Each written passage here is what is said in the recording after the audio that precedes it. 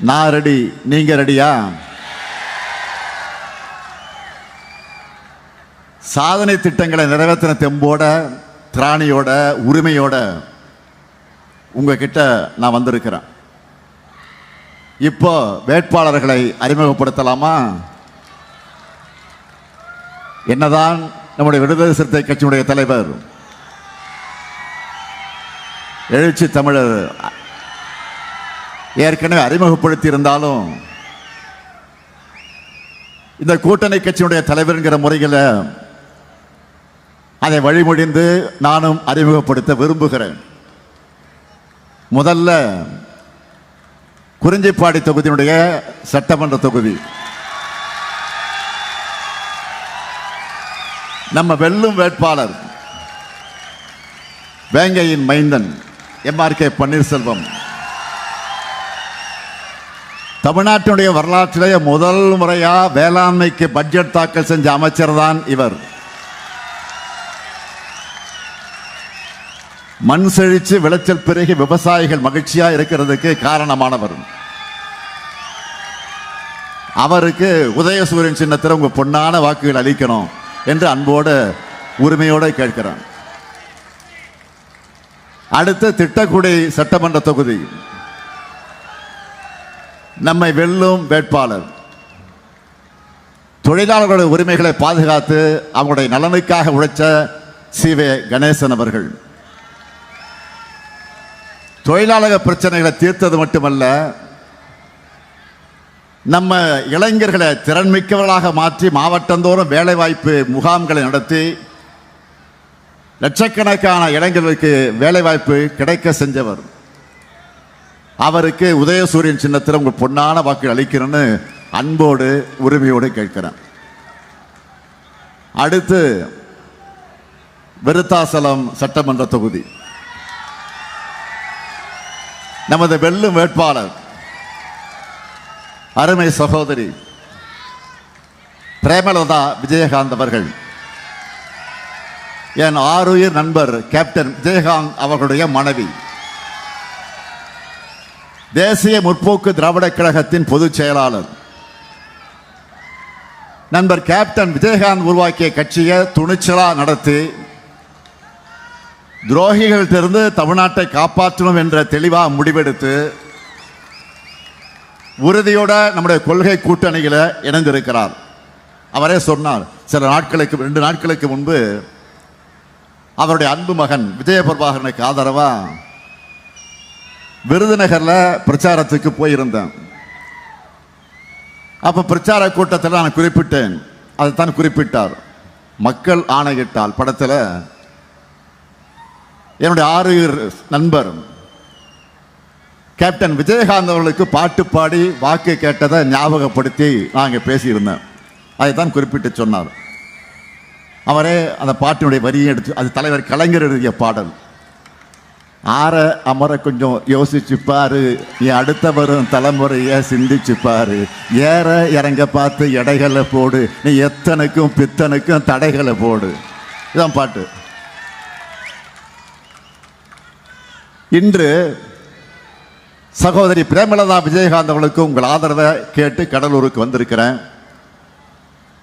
சகோதரி அவர்கள் சமீபத்தில் ஒரு கூட்டத்தில் பேசுனதை பார்த்தேன். இங்கேயும் கூறியிருக்கிறார், இந்த கூட்டணி முன்னாடியே அமையலன்னு நான் ஃபீல் பண்றேன்னு சொல்லி இருந்தாங்க. உண்மைதான், இது எப்பவோ அமைந்திருக்க வேண்டிய கூட்டணி தான். பரவாயில்லை, லேட்டா வந்தாலும் லேட்டஸ்டா நம்ம கூட்டணியில் இணைஞ்சிருக்காங்க. நிச்சயமா பெருவாரியான வாக்கு வித்தியாசத்தில் அவர்கள் வெற்றி பெறுவாங்க. எப்படி 2006 கேப்டனுக்கு வெற்றியை தந்தது மாதிரியே 2026 தேர்தலில் சகோதரி பிரேமலதா அவர்களுக்கும் முரசு சின்னத்தில் நீங்கள் வாக்களித்து வெற்றி பெற வைக்கணும் என்று உரிமையோடு நான் கேட்கிறேன். அடுத்து காட்டுமன்னார் கோயில் சட்டமன்ற தொகுதி, என்னுடைய இனிய சகோதரர் எழுச்சி தமிழர் தொல் திருமா அவர்கள் ஆதரவு பெற்ற நமது வெல்லும் வேட்பாளர் விடுதலை சிறுத்தை கட்சியை சார்ந்த ஜோதிமணி அவர்கள். உடைக்கப்பட்ட மக்களுடைய ஒளிவிளக்காக திகழ்ந்த பெரியவர் இளைய பெருமாளுடைய அருமை மகன். பொறியாளராக இருந்து பொது தொண்டு ஆற்றும் ஆர்வத்தோடு களம் காண்கிறார்.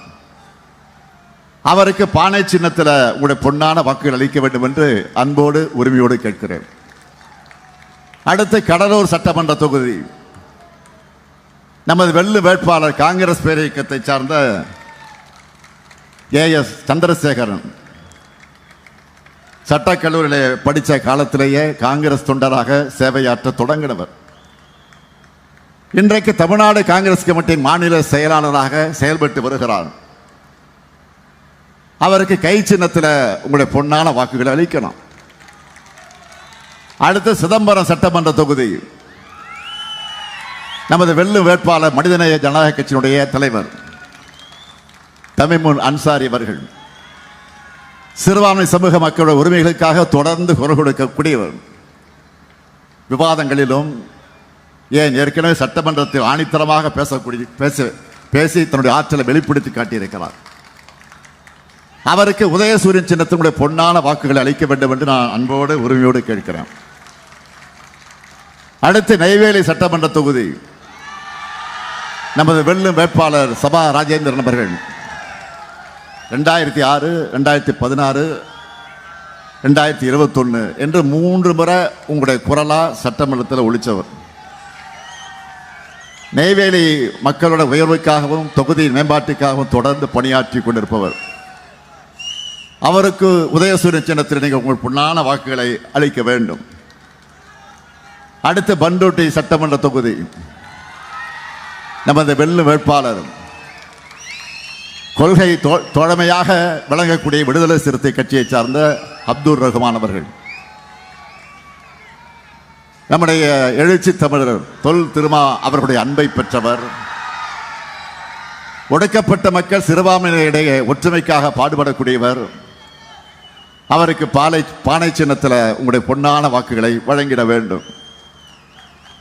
அடுத்து புவனகிரி சட்டமன்ற தொகுதி நம்முடைய வெல்லும் வேட்பாளர் துரை கி சரவணன். நம்முடைய உள்ளத்தில் நிறைஞ்சு வாழக்கூடிய டாக்டர் கிருஷ்ணமூர்த்தி, துரை கிருஷ்ணமூர்த்தி அவருடைய அருமை மகன். திமுக பொறியாளர் அணியை வழிநடத்தி கொண்டிருக்கிறார்.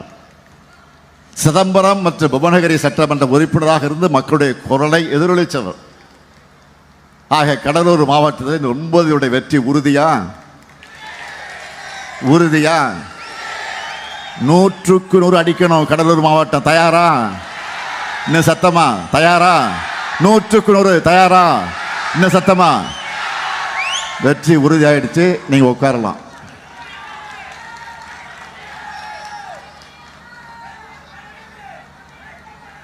மகளிர் மேம்பாட்டுக்கு முதல் நாள் முதல் கையெழுத்திலேயே விடியல் பயணத்தினுடைய திட்டத்தை சாத்தியப்படுத்தினவன் தான் இந்த ஸ்டாலின். எழுச்சி தமிழர் குறிப்பிட்டு சொன்னார, இன்றைக்கு நம்மை பின்பற்றி இன்றைக்கு நாட்டில் இருக்கக்கூடிய பல்வேறு மாநிலங்களில் பெண்களுக்கு கட்டணமில்லா பயணம் அதை அறிவித்துக் கொண்டிருக்கிறார்கள். நம்மோட திட்டங்களை காப்பியடிச்சே பழக்கப்பட்ட அதிமுக அதை பற்றி சொல்லியிருக்கு. நான் கேட்கிறேன், 2016 தேர்தல் அறிக்கையில் வயசானவங்களுக்கெல்லாம் பேருந்துகளை இலவசம் சொன்னாங்க, செஞ்சாங்களா? 2016 அதிமுக ஆட்சிக்கு வருவதற்கு முன்பு வயசானவங்களுக்கு பேருந்துரை இலவசம் சொன்னாங்க, செஞ்சாங்களா? திமுகவை பொறுத்த வரைக்கும் சொன்னதை செய்கிற ஹிஸ்டரிய, அந்த கெப்பாசிட்டிய நம்ம கிட்ட மட்டும்தான் இருக்கு. மகளிர் முன்னேற்றத்திற்கு அடிப்படையான இந்த விடியல் பயண திட்டத்தை நியாயமா மாண்புமிகு பிரதமர் அவர்கள் வரவேற்றிருக்கணும். ஆனால் அவர் என்ன சொன்னார் தெரியுமா? நகரங்களில் பெண்கள் கட்டணம் இல்லாமல் பயணிக்கிற காரணத்தினால மெட்ரோ ரயில் பயன்படுத்துறவங்க எண்ணிக்கை குறைஞ்சிடுச்சான் அப்படின்னு சொன்னார். மெட்ரோ லாபகரமா இயங்க முடியலன்னு கவலைப்பட்டிருக்கிறார். பிரதமரே இப்படி பேசுறாருன்னா என்ன பொருள்? அவருக்கு இந்த திட்டம் பிடிக்கல. மகளிர் முன்னேற்றத்தை பற்றி அவர் கவலைப்படல. அது மட்டுமல்ல, அவங்க வந்தா என்டிஏ ஆட்சியில இந்த விடியல் பயண திட்டத்தை நிறுத்திடுவாங்க என்றுதானே பொருள். மோடியோட பேச்சை மீறி செயல்படுகிற துணிவு பழனிசாமிக்கு இருக்கா? நிச்சயம் இல்லை. இங்க இருக்கக்கூடிய மகளிரை கேட்கிறேன், உங்களுடைய உரிமையான விடியல் பயணத்தை அதிமுக அடிமைகள் நிறுத்த நீங்க அனுமதிக்க போறீங்களா? விடியல் பயணத்தை மட்டும் இல்ல, தமிழ்நாட்டை சீரழிக்க என்டிஏ கூட்டம் நிறைய பிளான் வச்சிருக்காங்க. என்ன அந்த பிளான்? விவசாயிகளுக்கு இலவச மின்சாரத்தை நிறுத்திடுவாங்க. அதுக்கான ட்ரைலர் தான் உதய் மின் திட்டம். அதே மாதிரி தமிழ் அழிப்பதற்கான பிளான் தான் மும்மொழி திட்டம். அது மட்டும் இல்ல, மாநில மக்களை தங்களுக்கான அரசை தேர்ந்தெடுக்கிற நாசம் செய்யத்தான் ஒரே நாடு ஒரே தேர்தல் திட்டம். அடுத்த நம்முடைய உழைப்பையும் வரிப்பணத்தையும் சுரண்டி கொண்டு வந்திருக்கக்கூடிய திட்டம் தான் ஜிஎஸ்டி திட்டம். விரைவில் தமிழ்நாட்டோட பிரதிநிதித்துவத்தையும் அதிகாரத்தை குறைக்க வரக்கூடிய திட்டம் தான் தொகுதி மறுசீரமைப்பு. இப்படி வரிசையா என்டிஏ கூட்டணி நிறைய பிளான் வச்சிருக்காங்க. இதையெல்லாம் முறியடிக்க யாரால முடியும் சொல்லுங்க? நம்மால மட்டும்தான் முடியும், நம்மால் மட்டும்தான் முடியும். இங்க மேடையில் இருக்கக்கூடிய மதச்சார்பற்ற முற்போக்கு கூட்டணி கட்சிகளால் தான் முடியும். நம்ம தமிழ்நாடு டாப் கியர்ல முன்னோக்கி போகணும்னா திராவிட மாடல் 2.2 ஆட்சி தான் அமையணும். பச்சை போய் பழனிசாமி ஆட்சியில தமிழ்நாடு எப்படியெல்லாம் பாழடிக்கப்பட்டுச்சு. கரப்ஷன், கமிஷன், கலெக்ஷன், இதுதான் பழனிசாமியுடைய ட்ரேட்மார்க்.